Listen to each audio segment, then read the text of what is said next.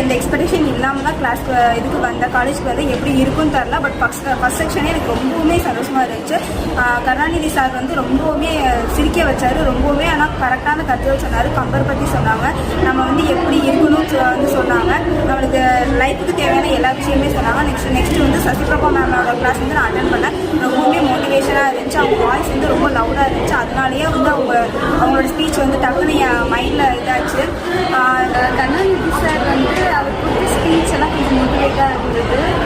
நிறைய விஷயத்தை கற்றுக்கிட்டோம். அதுக்கப்புறம் மேம் வந்து கொஞ்சம் ஜாலியாக பேசினாங்க, நல்லா இருந்தது.